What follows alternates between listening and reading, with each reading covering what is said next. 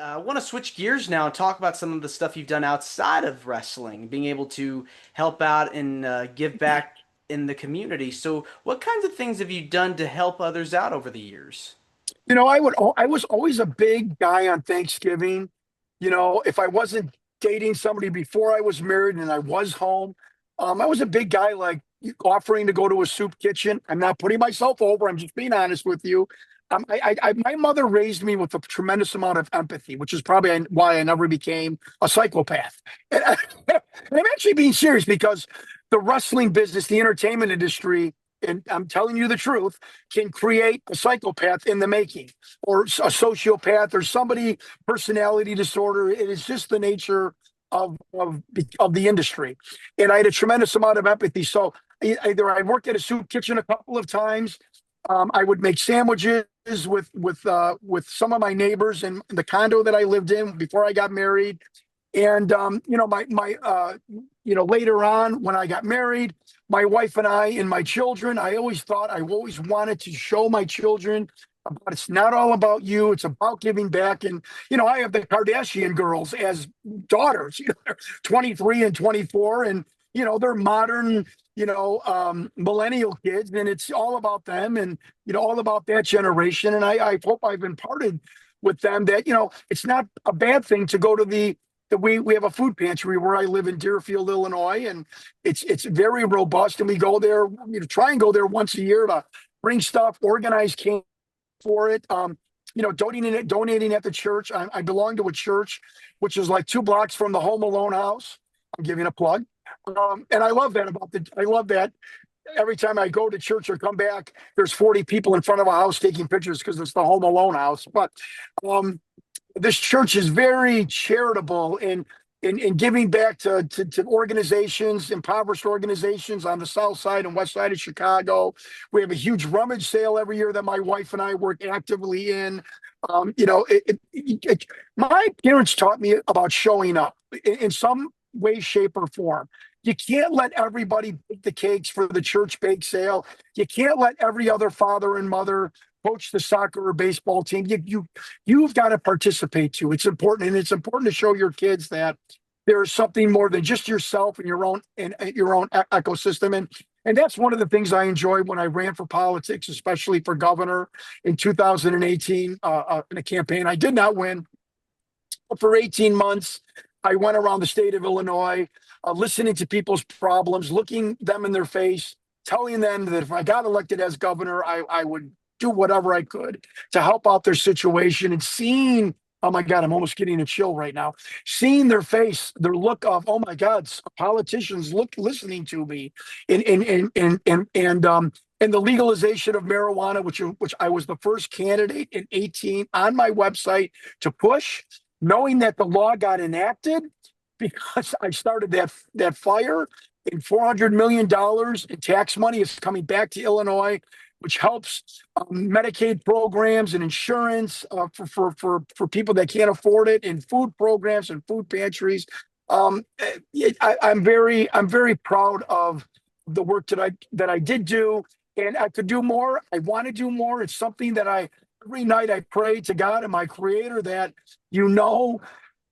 I'm living a blessed life. I will always try and give back, and I will hold to that till I am, till I can no longer have breath in my life of just doing something for someone else. It is so powerful, and it gives you a great feeling, and that's not just a cliche. It shows that you are something more than yourself. That you're caring about your neighbor, and you're caring about that kid that you might not have met, or that single mother with 3 kids. They can't feed them properly. To make a little bit of a difference in that is touching. It is.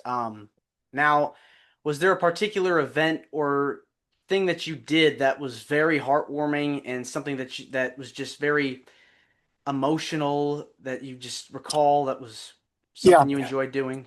Yeah, when I was campaigning for state representative all the way back in '97, my wife, who was my girlfriend at the time, was on the other street corner. Imagine this, you're in downtown Chicago amongst all these skyscrapers. It was Sunday, freezing out. My wife's on the other corner collecting signatures, and these two older black females, I think they were sisters. They were out of like a Tyler Perry movie, and just just jovial, beautiful human beings. And they come up to me and they ask me what I was doing, and uh, I would see them every time I was out there on the corner collecting signatures over the past few weeks. And I ended up taking them to Subway down the street and having lunch with myself, my wife, and them. And they were telling me their issues, and they were crying, and I got emotional. And I will never forget those two. And when the third time I saw them on the street corner, a nun from the church across the street over her camaraderie ship, and she got involved, and she took their name and numbers and was trying to do some outreach for them. And it might sound like a Pollyanna and a Frank Capra movie, but that is something that I will remember for being charitable or in politics. That I really felt that I had done something, and it was just last week. My wife and I dropped off a little kind of care basket for this homeless person and her son, who are out at the Walgreens that I go to after church every Sunday. And my wife just last week dropped off coloring books. And when you do something like that, and again, I'm not patting myself on the back. It's just you go to the dollar store, you spend $10, and you change somebody's afternoon. When I saw the light in his eyes, like, wow, some adult is not just throwing $1 in my mom's cup; he's actually doing something. It's remarkable. It's the greatest feeling in the world.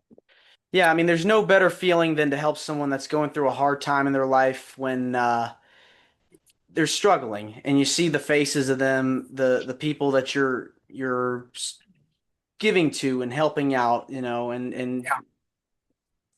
it just really goes a long way. My dad was very smart guy, very good businessman, happy guy. Not one of those dads that was always pissed off.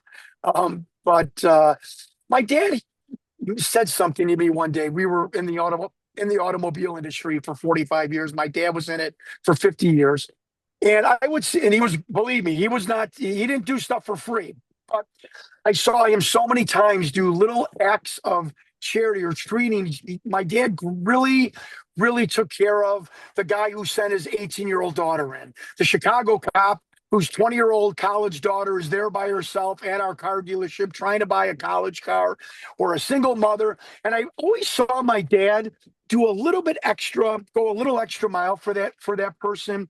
And I asked him one time, I'm like, you seem to like, I said, you seem to suck up to the, to like, women that need help or young women. And he's like, he goes, John, I always think of it as I try and treat somebody like I would want them to treat your sister, my sister. Like, if our sister went somewhere or went traveled abroad, or did a business transaction. My dad was trying to treat people how he would like people to treat his kids, and that always, always has stuck with me. And I will finish this up with a wrestling true story. One of the things when I worked for WWF in '88, one of the things that still sticks with me today is I saw Vince McMahon at the end of the TV tapings go to every single person, the small guys, the riggers, the lighting guys, the video guys, the ring, everybody that passed Vince McMahon. I watched this with my own two eyes. He said, "Thank you, thank you, thank you." A sincere thank you, thank you, thank you. I will never, ever forget that about Vince McMahon, how he treated the little people, the workers, so to speak, the blue collar people. Everybody got, all the jobbers, everyone, if he was in proximity, would get a thank you from Vince McMahon. That changed my life. That really did. And I remember that, and I still remember that in the business world today.